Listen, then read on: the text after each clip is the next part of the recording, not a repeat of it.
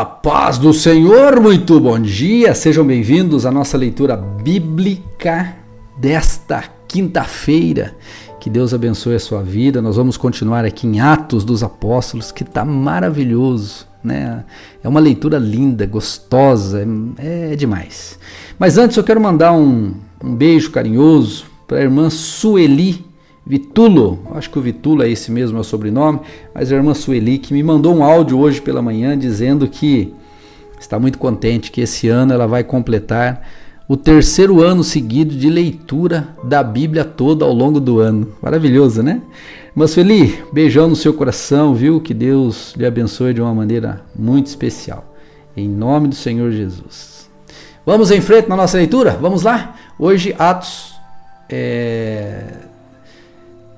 capítulos 16, 17 e 18. Atos dos Apóstolos, capítulo 16. Paulo foi primeiro a Derbe e depois a Listra, onde havia um jovem discípulo chamado Timóteo. A mãe dele era judia, convertida, e o pai era grego.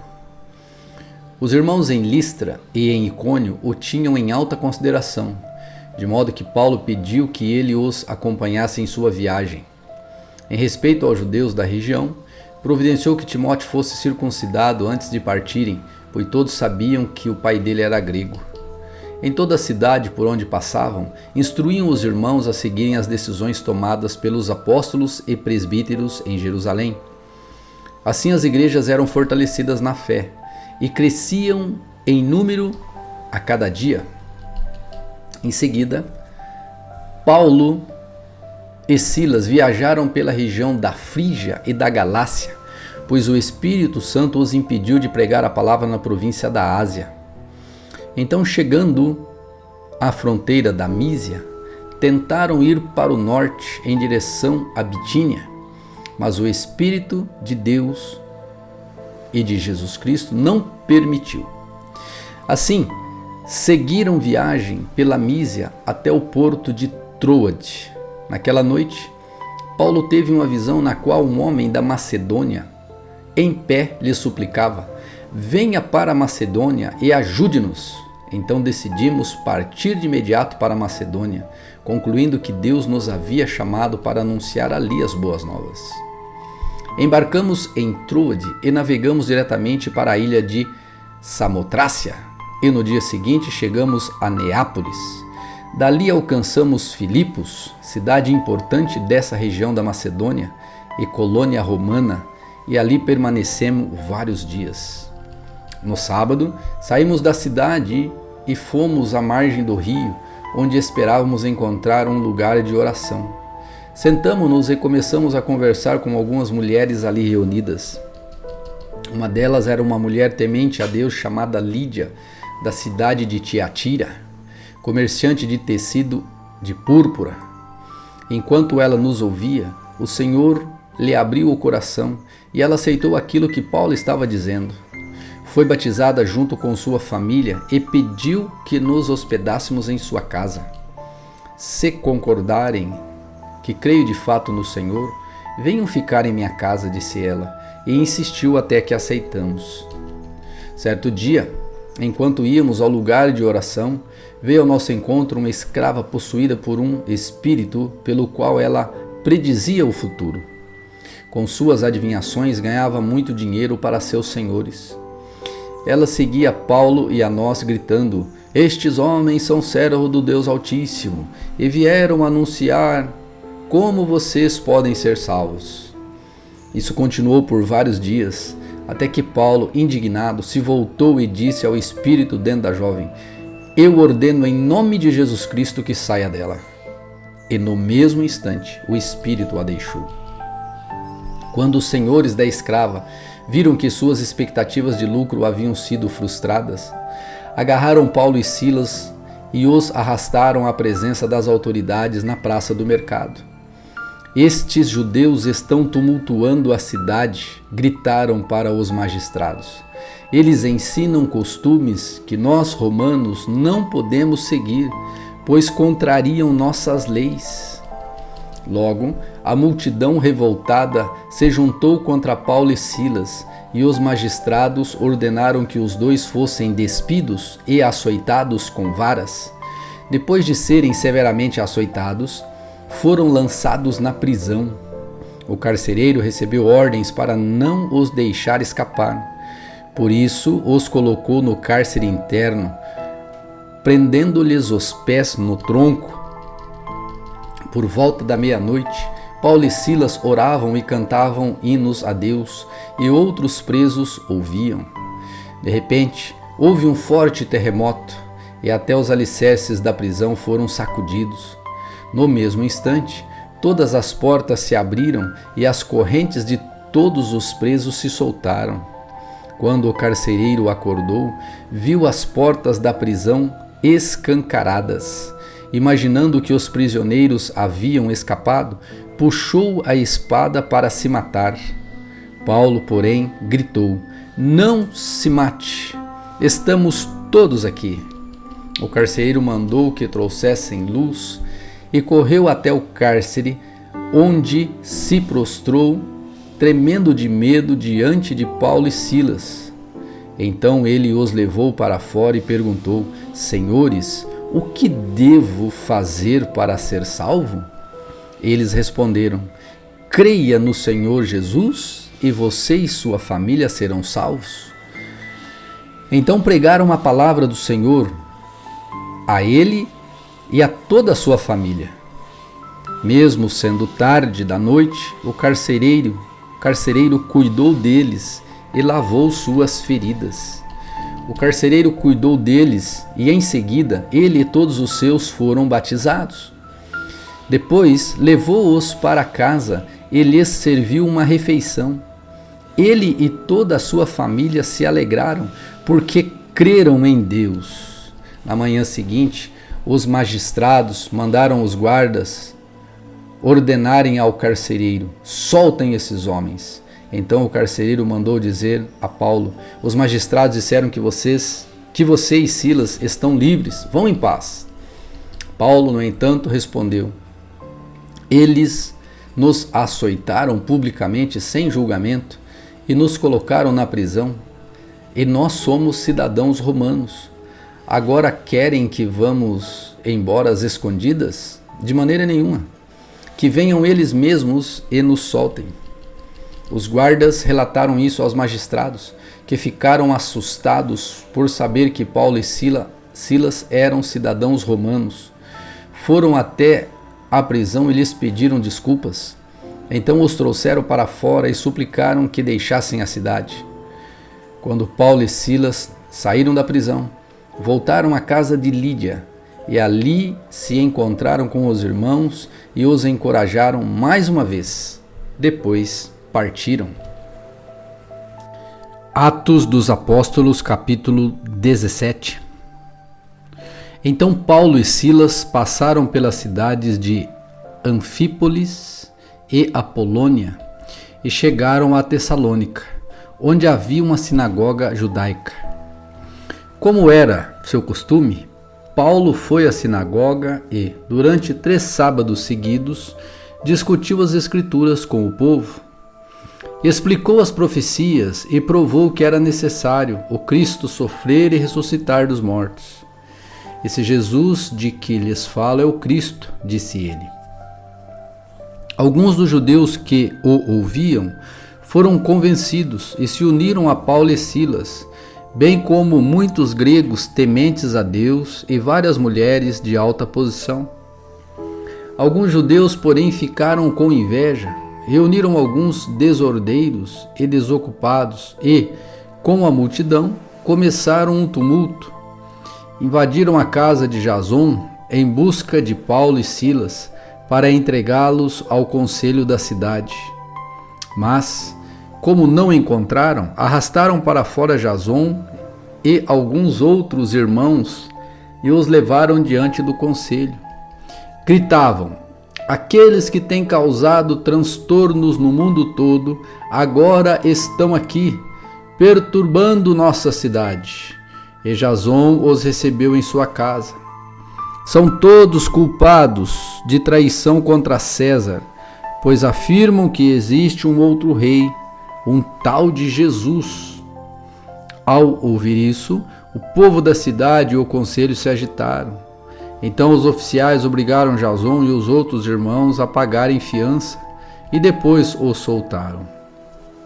Ao anoitecer, os irmãos enviaram Paulo e Silas a Bereia.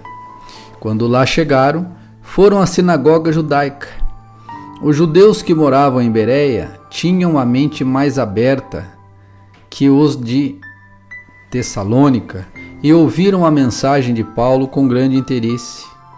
Todos os dias examinavam as Escrituras para ver se Paulo e Silas ensinavam a verdade. Como resultado, muitos judeus creram, assim como vários gregos de alta posição, tanto homens como mulheres. Mas, quando os judeus de Tessalônica souberam que Paulo estava pregando a palavra de Deus em Bereia, foram até lá e criaram um alvoroço. Os irmãos agiram de imediato e enviaram Paulo e Silas para o litoral, enquanto Silas e Timóteo permaneceram na cidade. Os que acompanhavam Paulo o levaram até Atenas e depois voltaram a Bereia, com instruções para Silas e Timóteo irem ao encontro dele o mais rápido possível. Enquanto Paulo esperava por eles em Atenas, ficou muito indignado ao ver ídolos por toda a cidade. Por isso, ia à sinagoga debater com os judeus e com os gentios, tementes a Deus, e falava diariamente na praça pública a todos os que ali estavam. Paulo também debateu com alguns dos filósofos epicureus e estoicos. Quando lhes falou de Jesus e da ressurreição, eles perguntaram: "O que esta tagarela está querendo dizer?" Outros disseram: "Parece estar falando de deuses estrangeiros." Então levaram Paulo ao conselho da cidade e disseram: "Pode nos dizer que novo ensino é esse? Você diz coisas um tanto estranhas e queremos saber o que significam." Convém explicar que os atenienses, bem como os estrangeiros que viviam em Atenas, pareciam não fazer outra coisa senão discutir as últimas novidades. Então Paulo se levantou diante do conselho e assim se dirigiu a seus membros: "Homens de Atenas, vejo que em todos os aspectos vocês são muito religiosos, pois enquanto andava pela cidade, reparei seus diversos altares. Um deles trazia a seguinte inscrição: ao Deus desconhecido. Esse Deus que vocês adoram sem conhecer é exatamente aquele de que lhes falo. Ele é o Deus que fez o mundo e tudo que nele há. Uma vez que é Senhor dos céus e da terra, e não é servido. Vamos voltar aqui. Ele é o Deus que fez o mundo e tudo que nele há. Uma vez que é Senhor dos céus e da terra, não habita em templos feitos por mãos de homens, e não é servido por mãos humanas, pois não necessita de coisa alguma. Ele mesmo dá fôlego a tudo. Ele mesmo dá vida e fôlego a tudo, e supre cada necessidade. De um só homem, ele criou todas as nações da terra, tendo decidido de antemão onde se estabeleceriam e por quanto tempo. Seu propósito era que as nações buscassem a Deus e, tateando, talvez viessem a encontrá-lo, embora ele não esteja tão longe assim de nós, pois nele vivemos e nos movemos e existimos. Como disseram alguns de seus próprios poetas, somos descendências dele. E, por isso, verdade, não devemos imaginar Deus como um ídolo de ouro, de prata, de pedra, projetado por artesãos. No passado, Deus não levou em conta a ignorância das pessoas acerca dessas coisas, mas agora ele ordena a todos, em todo lugar, que se arrependam, pois ele estabeleceu um dia para julgar o mundo com justiça, por meio do homem que ele designou, e mostrou a todos quem é esse homem ao ressuscitá-lo dos mortos. Quando ouviram Paulo falar da ressurreição dos mortos, alguns riram com desprezo. Outros, porém, disseram: queremos ouvir mais sobre isso em outra ocasião. Então Paulo se retirou do conselho, mas alguns se juntaram a ele e creram. Entre eles estava Dionísio, membro do conselho, uma mulher chamada Dâmaris e alguns outros. Atos dos Apóstolos, capítulo 18. Algum tempo depois, Paulo deixou Atenas e foi para Corinto. Ali encontrou um judeu chamado Áquila, natural do Ponto, que havia chegado recentemente da Itália com sua esposa Priscila, depois que Cláudio César expulsou todos os judeus de Roma. Paulo foi morar e trabalhar com eles, pois eram fabricantes de tenda, como ele. Todos os sábados, Paulo ia à sinagoga e buscava convencer tanto judeus como gregos. Depois que Silas e Timóteo chegaram da Macedônia, Paulo se dedicou totalmente à pregação da palavra e testemunhava aos judeus que Jesus era o Cristo. Mas quando eles se opuseram a Paulo e o insultaram, ele sacudiu o pó da roupa e disse: vocês são responsáveis por sua própria destruição. Eu sou inocente. De agora em diante pregarei aos gentios. Então saiu dali e foi para a casa de Tício Justo, um gentio temente a Deus que morava ao lado da sinagoga. Crispo, o líder da sinagoga, e toda a sua família creram no Senhor. Muitos outros em Corinto também ouviram Paulo, creram e foram batizados.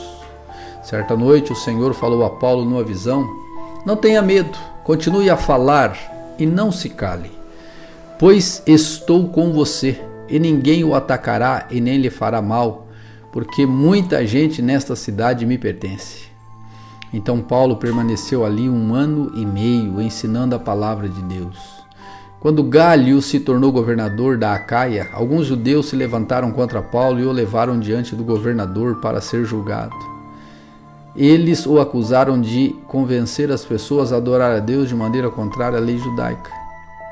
Mas assim que Paulo começou a apresentar sua defesa, Gálio se voltou para os acusadores e disse: ouçam, judeus, se sua queixa envolvesse algum delito ou crime grave, eu teria motivo para aceitar o caso. Mas como se trata apenas de uma questão de palavras e nomes e da sua lei, resolvam isso vocês mesmos. Recuso-me a julgar essas coisas. E os expulsou do tribunal. A multidão agarrou Sóstenes, o novo líder da sinagoga, e o espancou ali mesmo, no tribunal. Gálio, no entanto, não se importou com isso. Paulo ainda permaneceu em Corinto por algum tempo. Então se despediu dos irmãos e foi para Cencreia, onde raspou a cabeça de acordo com o costume judaico para marcar o fim de um voto. Em seguida partiu de navio para a Síria, levando consigo Priscila e Áquila. Chegaram ao porto de Éfeso, onde Paulo os deixou. Estava ali, foi à sinagoga para debater com os judeus. Eles pediram que ficasse mais tempo, mas ele se recusou.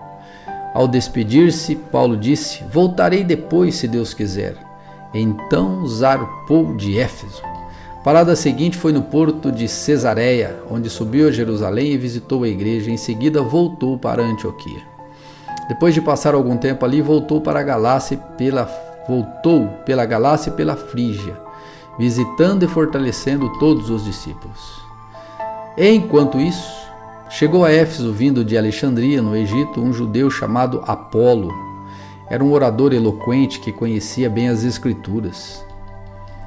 Tinha sido instruído no caminho do Senhor e ensinava a respeito de Jesus com profundo entusiasmo e exatidão, embora só conhecesse o batismo de João. Quando o ouviram falar corajosamente na sinagoga, Priscila e Áquila o chamaram de lado para lhe explicar e lhe explicaram com mais exatidão o caminho de Deus. Apolo queria percorrer a Acaia e os irmãos de Éfeso o incentivaram. Escreveram uma carta aos discípulos de lá, pedindo que o recebessem bem. Ao chegar, foi de grande ajuda àqueles que, pela graça, haviam crido, pois, em debates públicos, refutava os judeus com fortes argumentos, usando as Escrituras, demonstrando-lhes que Jesus é o Cristo.